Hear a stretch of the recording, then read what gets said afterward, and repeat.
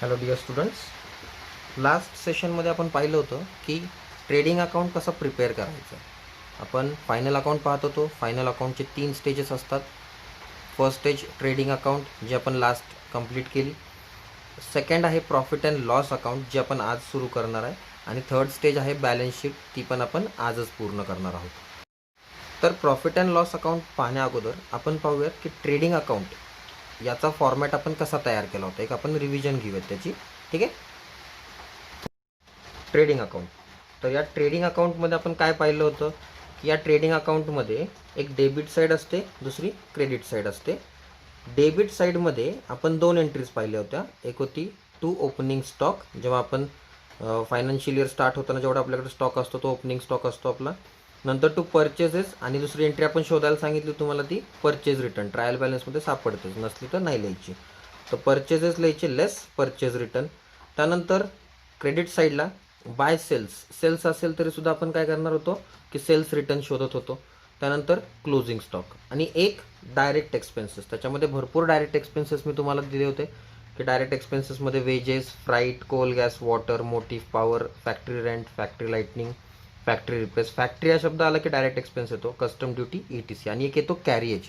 पण कॅरिएजमध्ये पण 2 टाईप सांगितले होते आपल्याला. कोणते लिहायचे? तर डायरेक्ट एक्सपेन्सेस. मग डायरेक्ट एक्सपेन्सेसमध्ये येतं कॅरिएज इनवर्ड, कॅरिएज ऑन परचेसेस. पण जर कॅरिएज आउटवर्ड और कॅरिएज ऑन सेल्स असं काय आलं तर ते कशात जातं? तर इनडायरेक्ट एक्सपेन्सेसमध्ये. ठीक आहे. तर ही आपण एक ट्रेडिंग अकाउंटची रिव्हिजन करून घेतली. आता आपण वळूयात प्रॉफिट अँड लॉस अकाउंट या फॉर्मॅटकडे. आता पाहूयात profit and loss account. Profit and loss account याचा फॉर्मॅट पाहण्या अगोदर आपल्याला माहिती आहे, फॉर्मॅटच्या लेफ्ट साईडला काय असते? Debit side. आणि राईट साईडला काय असते?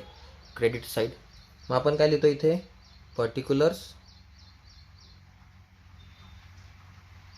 त्यानंतर अमाऊंट, पुन्हा पर्टिक्युलर्स, अँड देन अमाऊंट. ठीक आहे. आता first entry in profit and loss, he entry काय असणार आहे पहा. तर ती फर्स्ट एंट्री आहे टू ग्रॉस लॉस. डेबिट साईडला पाहतोय आपण टू ग्रॉस लॉस, किंवा क्रेडिट साईडला काय येते? By gross profit. आता तुम्ही म्हणाल की ह्या एंट्रीज कुठून आल्या? तर ह्या एंट्रीज आल्या फ्रॉम ट्रेडिंग अकाउंट. ट्रेडिंग अकाउंटमध्ये तुम्हाला ग्रॉस प्रॉफिट और ग्रॉस लॉस मिळत होता. तर दोन्हीपैकी एक एंट्री तुम्हाला मिळतेच की प्रॉफिट आहे का लॉस आहे. समजा प्रॉफिट असेल तर क्रेडिट साईडला लिहून घ्यायचा, समजा लॉस असेल तर डेबिट साईडला लिहून घ्यायचा. ही झाली तुमची फर्स्ट एंट्री. नंतर दुसरी एंट्री येते to indirect expenses. To indirect expenses. आता डायरेक्ट एक्सपेन्सेसमध्येच तुम्हाला इनडायरेक्ट एक्सपेन्सेसचे थोडेफार आयडिया आलीच असेल. पण अजून इनडायरेक्ट एक्सपेन्सेस कोणते कोणते? तर फर्स्ट आहे, आता ही एक लिस्ट करून देतो तुम्हाला, की ज्या ट्रायल बॅलन्समध्ये ज्या एंट्रीजमध्ये तुम्हाला पेड हा शब्द दिसेल, तो पेड हा शब्द याचा अर्थ काय? Indirect expenses. तर त्याच्यामध्ये काय काय दिसेल तुम्हाला? एक दिसेल रेंट पेड, दूसरा दिसेल सॅलरी पेड, और तिसरा दिसेल इंटरेस्ट पेड. Interest paid. असे काही एंट्रीज दिसले की आपण कशात लिहिणार? त्या इनडायरेक्ट एक्सपेन्सेसमध्ये.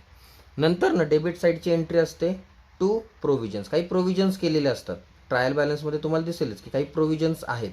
त्या प्रोव्हिजन्स कुठे लिहिणार तुम्ही? प्रॉफिट अँड लॉस अकाउंटच्या डेबिट साईडला. नंतर to reserves. To reserves.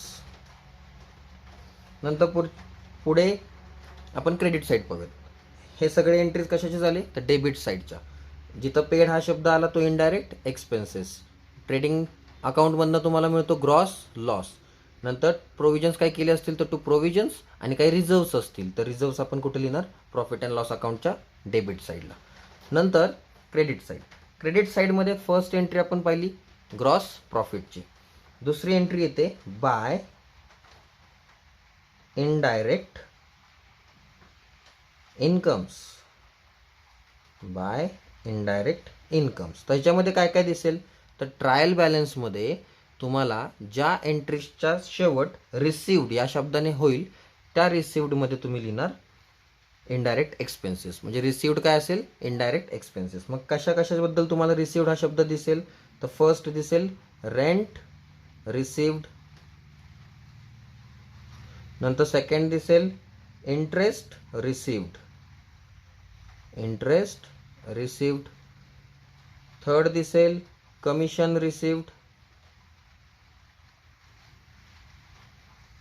Commission received. आणखीन काय दिसेल तुम्हाला? आणखीन दिसेल की डिव्हिडंड रिसिव्ड, डिव्हिडंड रिसिव्ड. ठीक आहे. ह्या सगळ्या एंट्रीज झाल्या तुमच्या for profit and loss account. अशा भरपूर एंट्रीज आहेत. तुम्ही टेक्स्टबुक ओपन करून बसला असताल तर तुम्हाला कळेलच की आणखीन कोणत्या कोणत्या एंट्रीज आहेत ज्याच्यामध्ये तुम्हाला दिसेल की डायरेक्ट एक्सपेन्सेस कोणते, इनडायरेक्ट एक्सपेन्सेस कोणते, इनडायरेक्ट इन्कम्स कोणते. ठीक आहे. तर हे मी तुम्हाला काही जे जास्तीत जास्त वापरले जातात ते तुम्हाला मी दाखवलेत. उरलेले एंट्रीज तुम्हाला तुमच्या टेक्स्टबुकमध्ये दिसेलच. ठीक आहे. हे सगळं झालं. मग आता तुम्हाला ह्याच्यातनं काय मिळतं? फर्स्ट लेक्चरमध्ये मी तुम्हाला सांगितलं होतं यातनं तुम्हाला मिळतं एक तर नेट प्रॉफिट और नेट लॉस. तर इथं नेट प्रॉफिट जर आला तर तुम्हाला माहिती आहे तो कुठं लिहितो आपण? तर प्रॉफिट अँड लॉस अकाउंटच्या डेबिट साईडला और अकाउंटच्या डेबिट साईडला आपण काय लिहितो? तर प्रॉफिट. आणि क्रेडिट साईडला काय लिहितो? तो लॉस. मग इथं काय लिहिणार तुम्ही? To net profit. इथं आपल्याला नेट प्रॉफिट मिळणार आहे. To net profit. हे कशामुळे मिळणार तुम्हाला? By balancing figures. Balancing figures मागच्या वेळी तुम्हाला मी सांगितलं होतं, एक एक्झाम्पल घेतलं होतं. त्या एक्झाम्पलमध्ये मी काय सांगितलं होतं की 1 लाख जर टोटल आली असेल, जास्ती कमी तुम्हाला करून दाखवली होती आणि मग नंतर आपण टोटल लिहिली होती. यात पण करून दाखवतो तुम्हाला मी. चला, डेबिट साईडला आपण काय लिहिलं? To net profit by balancing figures. नंतर बाय नेट लॉस. कशामुळे मिळणार ही सुद्धा? बॅलन्सिंग फिगर्समुळे.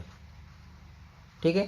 आता समजा ह्या अकाउंटमध्ये सुद्धा, प्रॉफिट अँड लॉस अकाउंटमध्ये सुद्धा आपल्याला दिसतंय की इथं पण प्रॉफिट झालं. आपण सेम एक्झाम्पल घेऊ. समजा ह्या सगळ्यांची टोटल 1 लाख इतकी आली. ठीक आहे. किती आली? 1 लाख. आणि ह्या सगळ्यांची टोटल समजा 50,000 आली. किती आली आता इथे?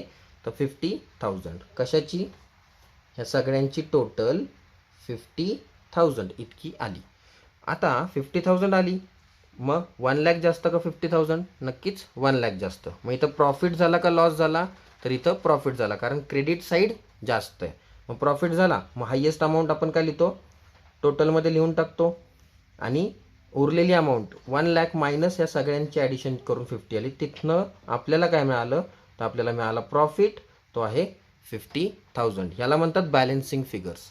ठीक आहे. समजा इकडे 1 लाख आली असती आणि इकडे 50 आला असता तर तुमच्या बॅलन्सिंग फिगरनी ही झाली असती 50 आणि तुम्हाला मिळाला असता इथे लॉस. का? तर इथं तुम्हाला 50,000 लॉस झाला असतं. पण आत्ता काय झालं आहे? 50,000 प्रॉफिट. ओके. हा होता तुमचा प्रॉफिट अँड लॉस अकाउंट. टेक्स्टबुकमध्ये कम्पेअर करून तुम्ही तुमच्या नोटबुकमध्ये लिहून घ्या. ठीक आहे. आता बॅलन्स शीट. बॅलन्स शीटमध्ये काय? तर लायबिलिटी साईड आणि ॲसेट साईड अशा 2 साईड्स असतात. ह्याच्यात डेबिट आणि क्रेडिट असं काही नसतं. कारण की बॅलन्स शीट काय आहे हे मी तुम्हाला फर्स्ट लेक्चरमध्ये सांगितलं होतं की balance sheet is a statement, final statement, ज्याच्यामध्ये कंपनीचा पूर्ण डेटा त्याच्यामध्ये येतो. ठीक आहे. तर आपण बॅलन्स शीटमध्ये पाहतोय लायबिलिटी साईड. लायबिलिटी साईडची फर्स्ट एंट्री येते कोणता? तर capital account. First entry capital account. मग हे कॅपिटल अकाउंट कसं रेडी करायचं आहे? तर फर्स्ट साईड येते ॲड. फर्स्ट आपण काय ॲड करणार आणि काय लेस करणार हे समजून घ्यायचं. तर कॅपिटल अकाउंटमध्ये आपण फर्स्ट ॲड करणार नेट प्रॉफिट. काय ॲड करणार? Net profit. आणि हे नेट प्रॉफिट कुठून मिळणार तुम्हाला? तुम्हाला लक्षात आलंच असेल, प्रॉफिट अँड लॉस अकाउंटमधनं मिळणार. कुठून मिळणार ते? Profit and loss account. ठीक आहे. नंतर लेस काय करायचं आहे? लेस ड्रॉइंग्स. ज्यावेळी कंपनीमधनं आपण काही वस्तू घेतो, पैसे घेतो आपल्या यूजसाठी, तर त्याला आपण ड्रॉइंग्स म्हणतो. तर कॅपिटल अकाउंटमध्ये ॲड करायचे नेट प्रॉफिट मिळतो प्रॉफिट अँड लॉस अकाउंटमध्ये, आणि लेस करायचे ड्रॉइंग्स. जी काय अमाऊंट येईल ती आपण इथं लिहिणार आणि पुढे फॉरवर्ड करणार. ठीक आहे. हे झाले फर्स्ट कॅपिटल अकाउंट. नंतर शॉर्ट टर्म लायबिलिटीज येतात. Short term liabilities. आता या शॉर्ट टर्म लायबिलिटीजमध्ये काय काय येतं हे आपण पहिले पाहूयात. या शॉर्ट टर्म लायबिलिटीजमध्ये येतं फर्स्ट क्रेडिटर्स. फर्स्ट काय येतं? क्रेडिटर्स. नंतर bills payable. Bills payable. Third entry येते आउटस्टँडिंग एक्सपेन्सेस. हे पाहिलंच असेल तुम्ही, ट्रायल बॅलन्समध्ये दिसतंच हे आपल्याला, आउटस्टँडिंग एक्सपेन्सेस. नंतर आउटस्टँडिंग लायबिलिटीज हा एक पॉईंट येतो. आउटस्टँडिंग लायबिलिटी काय? जे 1 वर्षाच्या आतमध्ये पेमेंट करणार आहेत त्याला आपण आउटस्टँडिंग लायबिलिटीज म्हणतो. काय म्हणतो? Outstanding liabilities. पण कशाला? जे 1 वर्षाच्या आतमध्ये पेमेंट्स देणार आहेत. ठीक आहे, आउटस्टँडिंग लायबिलिटी. तर ह्या झाल्या शॉर्ट टर्म लायबिलिटीज. मग आता दुसरे पाहिजेत long term liabilities. Long term liabilities. मग या लॉंग टर्म लायबिलिटीजमध्ये काय काय येतं? तर लॉंग टर्म लायबिलिटीजमध्ये येतं लॉंग टर्म लोन, जे आपण लोन घेतलं असेल ते लोन. नंतर डिबेंचर्स. डिबेंचर्स. ठीक आहे. तर ही आहे तुमची लायबिलिटीची साईड, ज्याच्यामध्ये आपण फर्स्ट पाहिला कॅपिटल अकाउंट, ॲड केला, नेट प्रॉफिट मिळतो प्रॉफिट अँड लॉस अकाउंटमधनं, लेस केला ड्रॉइंग्स मिळतो आपल्या ट्रायल बॅलन्समध्ये, जे आपण पर्सनल यूजसाठी काढलेले असतात. शॉर्ट टर्म लायबिलिटीजमध्ये creditors, bills payable, outstanding expenses, outstanding liabilities. Long term लायबिलिटीजमध्ये लॉंग टर्म लोन, डिबेंचर्स. आता आपण पाहूयात ॲसेट साईड. ॲसेट साईडमध्ये फर्स्ट एंट्री येते ती म्हणजे फिक्स्ड ॲसेट्सची. Fixed assets. तर फिक्स्ड ॲसेट्समध्ये काय काय येतं? जे 1 वर्ष किंवा 1 वर्षापेक्षा जास्त वापरणार आहे त्याला आपण फिक्स्ड ॲसेट्स म्हणतो. तर याच्यामध्ये काय काय येतं? तर याच्यामध्ये येतं फर्निचर. त्यानंतर येतं मशिनरी. मशिनरी. त्यानंतर बिल्डिंग. बिल्डिंग. बिल्डिंग नंतर येते गुडविल. गुडविल. आणि एक लास्ट एंट्री याच्यामध्ये पेटंट्स. जे एकदा घेतलं की बरेच वर्ष आपण वापरू शकतो अशांना आपण फिक्स्ड ॲसेट्स म्हणतो. मग जे फिक्स्ड नाही आहेत अशा ॲसेट्सला काय म्हणायचं? तर करंट ॲसेट्स. Current assets. आता या करंट ॲसेट्समध्ये काय काय येतं? तर करंट ॲसेट्समध्ये येतं कॅश, त्यानंतर स्टॉक, त्यानंतर डेप्टर्स, आणि असे भरपूर एंट्रीज आहेत, तुम्हाला तुमच्या टेक्स्टबुकमध्ये दिसतीलच, पण जे जास्त यूज होतात ते आपण पाहिलेले आहेत. ठीक आहे. आणि बॅलन्स शीटचे आन्सर्स बॅलन्सिंग फिगरने नाही आहेत. लायबिलिटीज साईडचं जी अमाऊंट असेल तीच अमाऊंट तुम्हाला ॲसेट साईडची पण मिळणार. जेव्हा ह्या 2 अमाऊंट्स टॅली होतात त्यावेळेस तुमचा प्रॉब्लेम संपतो आणि तुम्हाला त्या प्रॉब्लेमचे पूर्ण मार्क्स मिळतील. ठीक आहे. होप तुम्हाला समजलं असेल की प्रॉफिट अँड लॉस अकाउंट काय आहे, बॅलन्स शीट काय आहे, त्यांचे फॉर्मॅट्स कसे तयार करायचे आणि फॉर्मॅट्स कसे लक्षात ठेवायचे. नोटबुकमध्ये तुम्ही सगळे फॉर्मॅट्स काढून घ्या. ठीक आहे. नेक्स्ट व्हिडिओजमध्ये आपण पाहणार आहोत की ॲडजस्टमेंट्स काय असतात, काही इम्पॉर्टंट पॉईंट्स आहेत ते पण आपण डिस्कस करणार आहोत. आणि ॲडजस्टमेंटबद्दल तुम्हाला डीपमध्ये इन्फॉर्मेशन मिळेल आणि तुम्हाला त्याचा यूज कसा करायचा आहे तुमच्या प्रॉब्लेम सॉल्विंगमध्ये ते सुद्धा तुम्हाला मी नेक्स्ट व्हिडिओमध्ये एक्सप्लेन करेल. ठीक आहे. होप व्हिडिओ आवडली असेल तर लाईक करा, सबस्क्राईब करा आणि तुम्ही तुमच्या फ्रेंड्सला शेअर करा. ओके. थँक्यू.